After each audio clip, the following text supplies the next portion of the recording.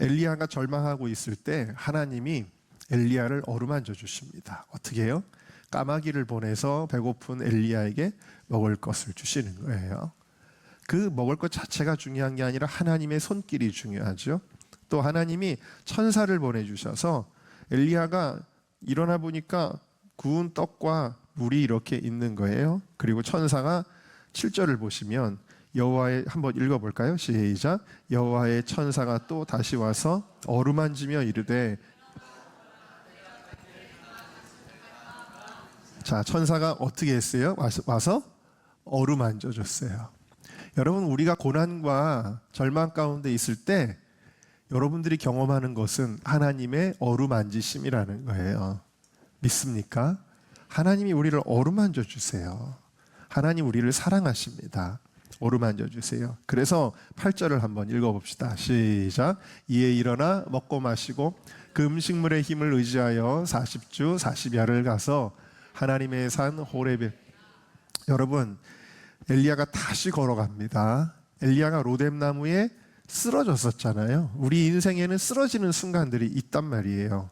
근데 엘리야가 다시 걸어갑니다. 이 걸어갈 수 있었던 힘은 물론 음식물의 힘을 의지하였죠. 그러나 근본적으로는 무엇이냐? 하나님의 어루만지심을 통해서 다시 일어나 걸을 수 있는 용기가 생기는 거고 소망이 생기는 것입니다. 여러분, 우리가 하나님의 어루만지심, 그 극진한 하나님의 사랑을 경험할 때 그냥 쓰러져서 포기하고 싶은 우리의 마음이 변하여 다시 일어날 수 있는, 다시 걸어갈 수 있는 힘을 얻게 되어지는 줄로 믿습니다. 요한복음 21장의 베드로를 보면 베드로도 이제는 자기가 실패했고 예수님을 배신했기 때문에 더 이상 나는 제자의 삶을 살 수 없다라고 고향에 내려갔고요. 그 고향에 내려가서 그냥 나는 택시 운전이나 하지, 그냥 나는 구멍가게나 하지, 그냥 나는 고기나 잡지 했던 거예요. 그런데 고기를 잡으려고 하는데도 한 마리도 못 잡는 거예요. 가게를 열었는데 손님이 한 명도 없는 거예요. 택시 운전을 하는데 콜이 하나도 안 들어오는 거예요. 그런 절망적인 상황이었다라는 것입니다. 자, 그런데 이렇게 절망한 베드로가 문제의 해결을 받습니다. 어떻게 해결을 받지요? 예수님이 찾아오신 거예요. 그리고 예수님이 멱살을 잡고 너 왜 나 배반했어? 라고 하지 아니하시고 어떻게 하는 거예요? 예수님이 어루만져 주시는 거예요. 예수님이 친히 생선을 가지고 먹을 것을 이렇게 차려주셔요. 그래서 정말 위로받아야 되는 예수님이 거꾸로 베드로를 위로해 주세요. 너 지금도 나 사랑하니? 그래, 그럼 됐어. 괜찮아. 이제 네가 내 양을 먹여라. 내 양을 쳐라. 라고 그렇게 새로운 출발을 하게 해 주시는 것입니다. 여러분들의 삶의 극단적인 상황 가운데서 하나님이 어루만져 주셨던 일을 기억하시기를 바랍니다. 분명히 그런 순간이 있었습니다. 저에게도 그런 순간들이 참 많이 있었습니다. 항상 뭐 드라마틱한 건 아니고 그냥 마음으로 하나님이 위로해 주시고 항상 말씀으로 위로해 주시지만 좀 특이한 경험이 있다고 한다면 제가 굉장히 마음이 절망적이었던 20대의 어느 순간에 찬양 집회를 갔습니다. 근데 거기서 다들 자기 뭐 예배 드리잖아요. 그런데 제가 이렇게 울면서 기도했나? 하여튼 그냥 이렇게 좀 이렇게 침통하게 기도를 하고 있는데 어느 이름도 모르고 얼굴도 모르는 어느 노 권사님 정도 되시겠죠? 그런 분이 이상하게 갑자기 저를 붙들고 기도해 주시는 거예요. 뭐 이렇게 말이 들리는 건 아니지만 그냥 저를 붙들고 이렇게 기도해 주시는 거예요. 그래가지고 이분이 누군데 나를 위해서 기도해 주시지? 그리고 이제 한참이 지나서 눈을 떠서 그 권사님에게 찾아가서 저를 위해 왜 기도해 주셨어요? 하고 물어보고 싶었는데 나중에 찾아보니까 안 계시더라고요. 근데 그때 저는 느꼈어요. 하나님이 저분을 통해서 나를 어루만져 주시는구나 라고 그렇게 느꼈었어요. 제가 언젠가도 설교한 적이 있지만 제가 여기 삼성산 주공아파트 305동에 살 때 그 305동은 지하 주차장이 없습니다. 주차장이 안 좋은 좀 동이죠. 그 앞에는 자리가 한 4개 정도가 있는데 아파트 한 동에 자리가 한 4개밖에 없다라는 거예요. 그리고 주차를 하려면 옆동 지하 주차장이다 하고 한참을 걸어와야 되거든요. 사시는 분들은 아시겠지만. 근데 당연히 저녁 시간만 되면은 거기는 꽉 찹니다. 그런 곳인데 제가 새벽에 이제 그때도 교회 사역과 여러 가지 뭐 청년 사역과 여러 가지로 굉장히 힘들고 어렵고 그런데 이제 어쨌든 많이 힘든 일이 있었던 것 같습니다. 그리고는 이제 집으로 이렇게 들어오는데 먼저 현관 앞으로 이렇게 지나가거든요. 그리고 내려가서 다시 지하 주차장으로 들어가는데 하나님 오늘 제가 너무 힘든데 앞에 자리가 하나 있었으면 좋겠어요. 제가 그랬습니다. 그런데 설마 그 시간에 새벽 1시, 2시 이런 시간인데 그 자리에 있을 리가 없는데 딱 그 기도를 하고 그 현관문 앞쪽으로 딱 들어서는 순간 보니까 앞에 자리가 하나가 딱 있는 거예요. 그래가지고 거기 차를 대는데 너무 감격이 되는 거예요. 여러분들은 지금 표정을 보니까 에이 목사님 그게 우연이지 뭘 그런 걸 가지고 이런 표정으로 저를 쳐다보시는데 저는 아니에요. 저는 하나님 오늘은 제가 너무 힘이 들어요. 앞에 자리가 하나 있으면 좋겠어요. 한 주님의 제 마음을 아시는 하나님께서 그 자리를 예비하셔서 내가 너를 사랑한다라는 것을 보여주시는 것 같아요. 그래가지고 그 별것도 아니 여러분들의 표정 지금 별것도 아닌 거 가지고 이러시는데 저는 집에 들어가서 현관문을 열자마자 저희 이제 사모는 항상 제가 늦게 들어와도 집 지키는 죄송합니다. 저기 항상 저를 이제 기다린단 말이에요. 그래서 탁 들어오는데 사모에게 제가 여보 하나님이 앞에 주차 자리를 만들어 주셨어 그러면서 제가 막 울었어요. 그랬더니 사모가 보고 놀래가지고 아무튼 그랬던 기억도 있습니다만 여러분의 삶에 하나님이 어루만져 주시는 게 계속 있어요. 여러분 그거를 느끼시기를 바랍니다. 우리 시편 42편 5절 말씀 다 같이 읽어보겠습니다. 시작. 내 영혼아 내가 어찌하여 낭망하며 어찌하여 내 속에서 불안하여 하는고 너는 하나님을 바라라. 그 얼굴에 도우심을 인하여 내가 오히려 찬송하리로다. 아멘. 하나님의 도우심이 여러분들 가운데 있습니다. 하나님을 찬양하시기를 주의 이름으로 축원합니다. 자, 두 번째 같이 읽어보겠습니다. 시작. 네, 끝난 것 같은 상황이 우리 인생에 있지만 하나님은 다시 우리를 일으켜 주시고 걸어가게 하십니다. 사람들이 대한민국 다 끝났어. 이민 가. 막 이런 말들을 막 쉽게 합니다. 오늘 이 엘리야의 현실 판단이 그랬다라는 거예요. 다 끝났다. 이스라엘에서 소망이 없다. 그리고 나도 별 볼 일 없는 사람입니다. 저는 이제 끝났습니다. 차라리 저의 생명을 거둬 주십시오라고 체념한 거예요. 포기한 거예요. 근데 이러한 엘리야에게 하나님은 뭐라고 말씀하시냐면 아니야. 나는 끝나지 않았어. 나는 이스라엘을 향한 구원의 계획을 끝나지 않았어.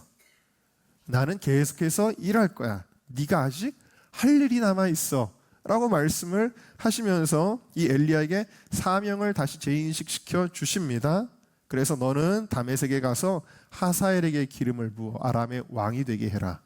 너는 님시 아들 예후에게 기름을 부어서 이스라엘의 왕이 되게 해라. 그래서 아합과 이세벨을 심판하겠다라는 거죠. 또 사밧의 아들 엘리사에게 기름을 부어 너를 대신하여 선지자가 되게 하라. 하나님이 이스라엘을 포기하지 않고 네 뒤에도 계속 선지자를 일으키겠다라는 거거든요. 하나님은 끝나지 않았다라는 것이고 그리고 엘리야의 삶도 끝나지 않았다. 너 할 일이 있어. 여러분 제가 얼마 전에 무슨 배구 예능을 하나를 잠깐 본 적이 있는데 거기 무명의 어느 여자 배구 선수가 등장을 해요. 근데 그 배구 선수가 엄청 연습을 해요. 그냥 배구공을 끼고 살아요.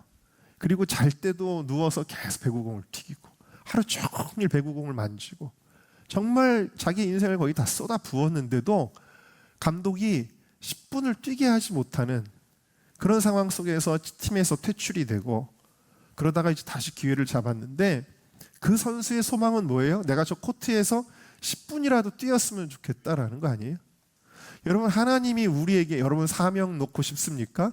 항상 연말이 되면은 성도들 가운데 이런 분들이 꼭 생기잖아요. 저 선교회장 그만두고 싶습니다. 저 초장직이 그만두고 싶습니다. 저 교사 그만하겠습니다.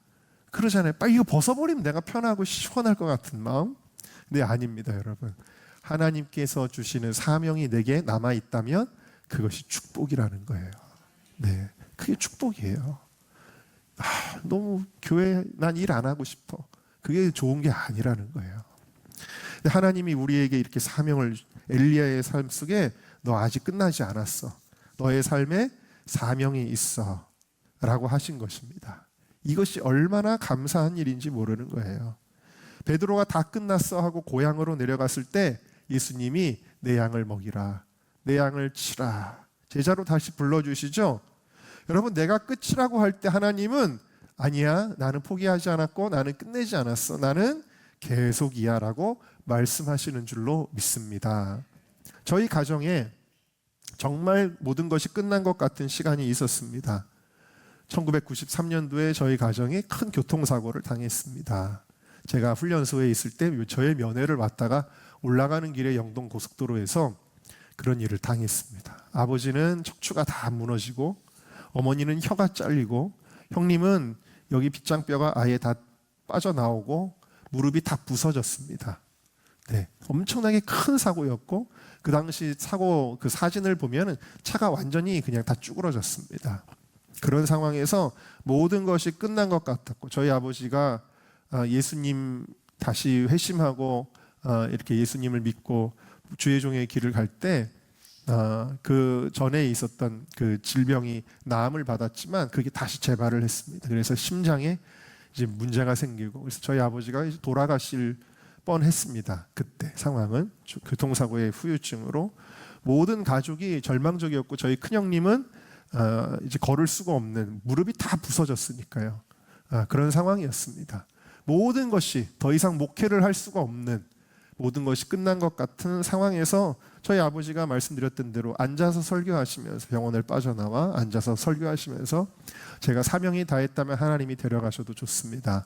그러나 제 사명이 남아있다면 하나님이 지켜주실 줄 믿습니다. 이렇게 기도를 하셨었는데요.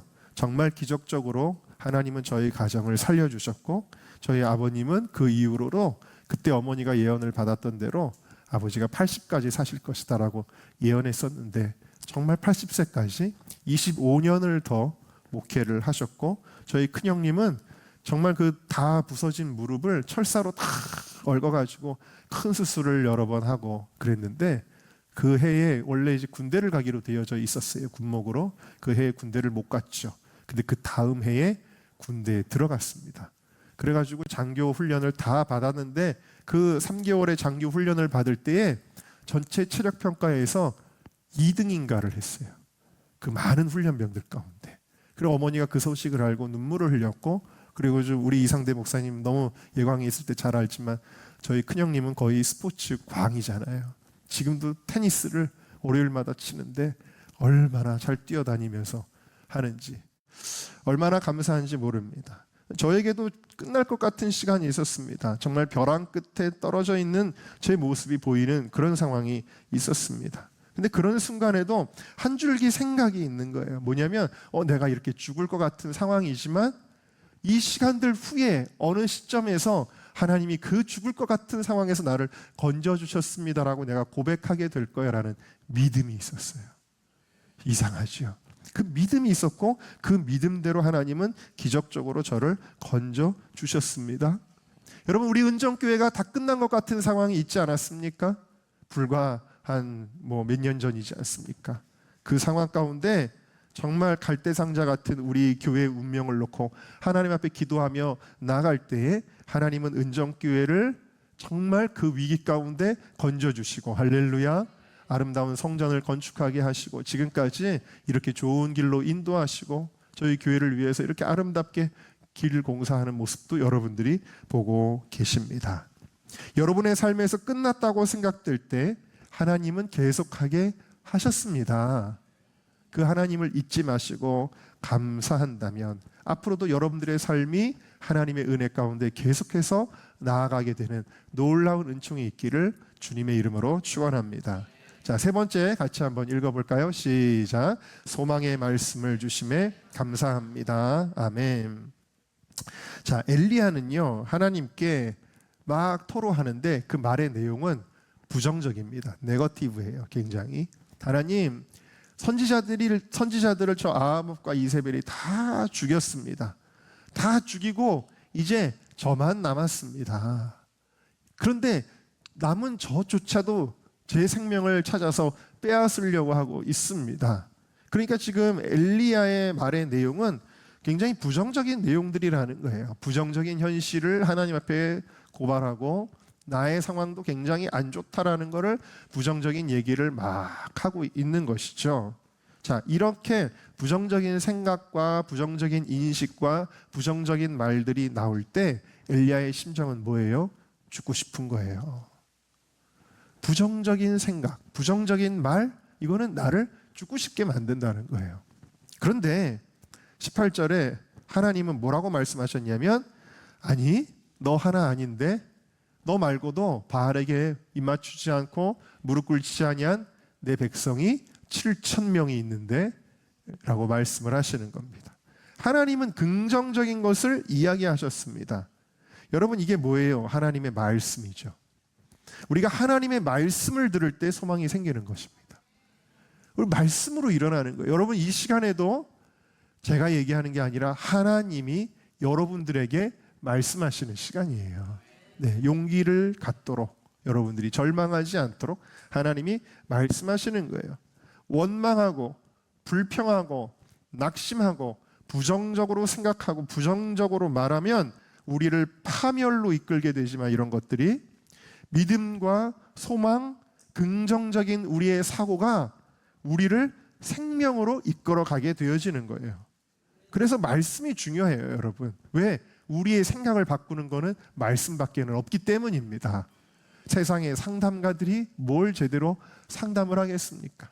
얼마 전에 호스피스 영상을 하나를 보는데 어느 93세 할아버지인데 컨디션이 너무 좋다는 거예요. 호스피스 병동에 오늘 아프지도 않고 너무 좋다고, 할아버지의 기분이 너무 좋습니다. 그래가지고 그 간호하는 그 천주교 시설이었는데 그 옆에 수녀님인지 누군지 얘기를 합니다. 오늘 컨디션이 너무 좋아요. 그러니까 거기다 굳이 대고 뭐라 그러냐면, 그렇지만 나을 수는 없어요. 저 낫는 거 아니에요? 저 이러다가 낫는 거 아니에요? 막 이러는데 할아버지 너무 좋아가지고, 근데 나을 수 없어요. 그거는 어쩔 수 없어요. 그러면서 그 프로그램에서 뭐가 비춰지냐면, 그렇게 현실을 강하게 인식시키는 것이 사실은 좋은 거다, 뭐 이런 식으로 이제 풀어가더라고요. 근데 여러분, 그것도 인간의 말이에요. 그것도 인간의 말이에요. 그게 정답이 아니에요. 여러분, 정답은 하나님의 말씀밖에는 없어요. 네. 세상 사람들의 위로, 상담, 조언, 그거는 여러분 완벽한 게 아니에요. 오직 우리를 살리는 것은 하나님의 말씀인 줄로 믿습니다. 제가 아까 말씀드린 대로 제가 다 끝난 것 같은 상황 속에서 저를 건져준 건 하나님의 말씀이었어요. 네, 말씀으로 일어난 거거든요. 그래서 여러분들이 말씀 듣기를 사모해야 합니다. 예배 자리에 여러분 꼭 있어야 돼요. 예배를 많이 드리는 분들은 그만큼 하나님 말씀이 나를 계속 세워가는 거예요. 말씀이 우리를 살리는 거예요. 여러분들 큐티를 귀중하게 여기셔야 돼요. 큐티를 매일 할 때마다 그 말씀이 나를 어두운 생각 가운데서 끄집어내 주는 거예요. 네. 그 말씀은 단순한 위로가 아니라 실질적인 능력이라는 것입니다. 네. 2013년 5월 26일 오후 4시 30분에 대서양 그 큰 바다의 한복판에 나이지리아 선박 하나가 침몰을 해서 30m 아래로 가라앉게 되었습니다. 모든 그 배에 탔던 선원들이 그 사고로 다 직사했어요. 익사해버렸어요. 그런데 해리슨 오제그마 오킹이라는 단 한 명의 선원만이 배가 뒤집혔는데 그 뒤집힌 배의 맨 위쪽에 공기가 조금 남아 있었어요. 거기에 그 공간에서 살아남았습니다. 근데 지금 시간이 지날수록 어떻게 될까요? 산소는 점점 없어지겠죠. 그리고 조명도 없는데 깜깜한 바닷속 깊은 곳입니다. 지하에 그런 심해에 그렇게 있는 것입니다. 그래서 나는 이대로 죽는 걸까? 하면서 공포감이 밀려오는 거예요.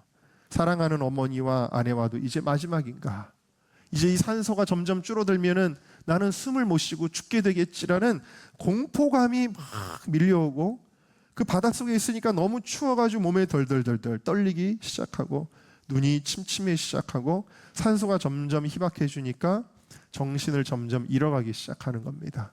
그대로 정신을 잃으면 그는 죽는 거예요.